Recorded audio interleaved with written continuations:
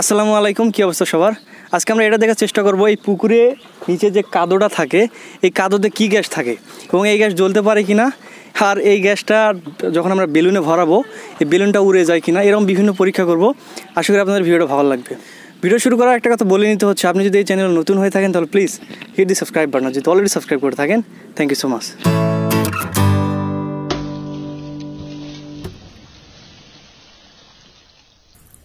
আমাদের পরিকল্পনা অনুসারে পরীক্ষাটি করার জন্য প্রয়োজন হবে পাতিল বা বালতি।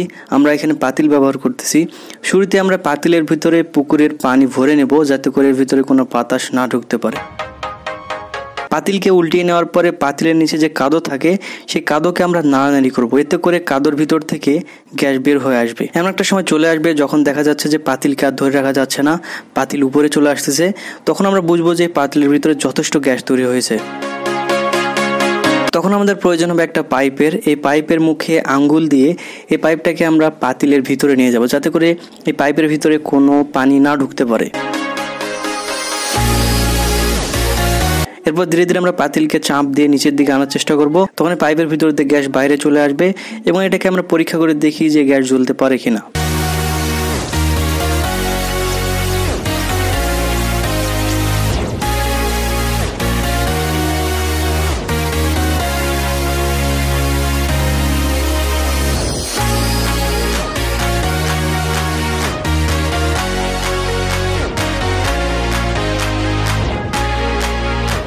সো বিভিন্নভাবে পরীক্ষা করে দেখার পর এটা বোঝা যাচ্ছে যে এই গ্যাসটা জ্বলতেও পারে।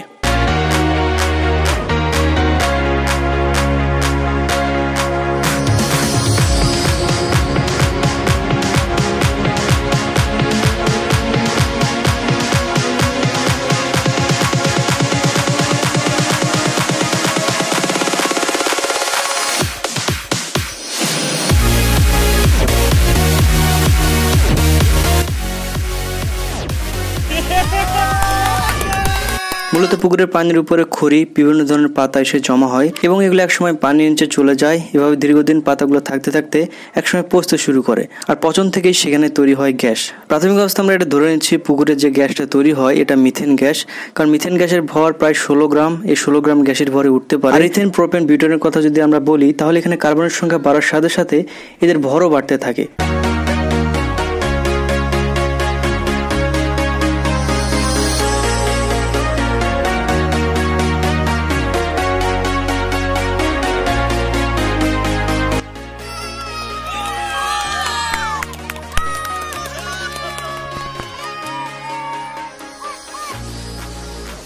তো ভিডিওটা যদি ভালো লেগে থাকে তাহলে সুন্দর করে একটা লাইক দেবেন, আপনার ফ্রেন্ডদের সঙ্গে শেয়ার করতে পারেন, আর আমার চ্যানেল অবশ্যই সাবস্ক্রাইব করবেন। সে পর্যন্ত ভালো থাকবেন, সুস্থ থাকবেন, দেখা হয় পরবর্তীতে। আল্লাহ হাফেজ।